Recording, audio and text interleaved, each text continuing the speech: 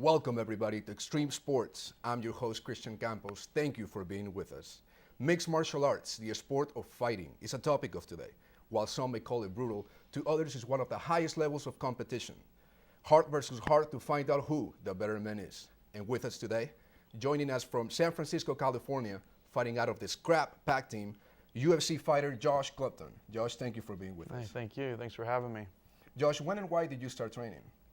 I started training about 8 years ago, and I originally got in it because I was out of high school and wasn't doing any sports or anything, and just kind of wanted to do something active. I joined a Muay Thai gym, started doing Muay Thai, and I did that for a few months, and then they had grappling there, and I started taking grappling, and that led to wrestling, which led to basically me doing what we call mixed martial arts, just all of it.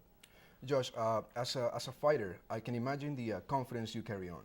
How has this applied to your life outside of the sport? Yeah, it's kind of a couple different areas, because one, I think anything you work at for a long period of time. Like for me, I've been doing this for 8 years now. I mean, you just develop a confidence in knowing that you can stick with something for that long and be successful at it. And so there's that that part of it where I know this is my career now. And then there's also the part of it where if I'm out in the street, I'm a little bit more confident. If there was something going on or whatever, I know that I'll be all right, and I can kind of take care of myself, hand-to-hand combat anyway.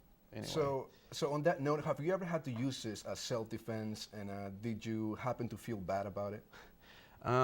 Well, I've actually never been into a street fight in my life, and the first time I ever was in a fight was in the cage. So luckily, I haven't had to get into any kind of physical altercation, and I hope I never will. I try to avoid that because I do hand-to-hand combat. I'm not like a weapons expert.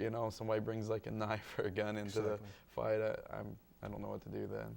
Now, Josh, for somebody who's looking to get into shape, maybe learn a new skill, but sometimes people are afraid to take the first step. Mm-hmm. They see all these professionals in one building, and something holds them back. What would you say to them? I would say just try to focus on what your goals are and what you want to do. If you want to get fit, if you want to learn a new art, for instance, if you want to or if you want to fight. If you don't want to fight, you just want to learn a new art, just go into the gym and say, okay, I'm going to do Muay Thai, I'm going to get fit. I mean, anywhere you go, and I mean in life general, anything you get into, when you first get into something, there's always going to be people there that have been doing it for a longer period of time, more successful at it. So I just try to tell them, just get your foot in the door, and the ball will get rolling. Now, Josh, I have to say this: you're not just a common fighter; you're a UFC fighter. Now, this is one of the biggest organizations in the world, the biggest organization in the world. What's next for you there? What's coming up for you? Well, I had surgery last June on my knee, so I've had like it'll be a 1.5 year layoff before I fight next, and but it's looking like I'm going to be fighting in August in Brazil. I don't have an opponent yet, but I think they're trying to match me up right now, and it looks like that's my next move. So right now I'm just in training camp, getting ready, preparing. Just like today, I'm going to go spar. I'm already basically starting my camp because I could be fighting in 2 months, 3 months.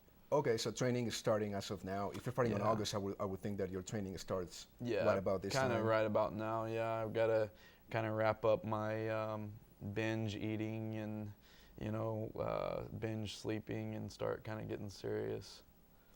Well, Josh, this is Extreme Sports. We truly appreciate your time being here.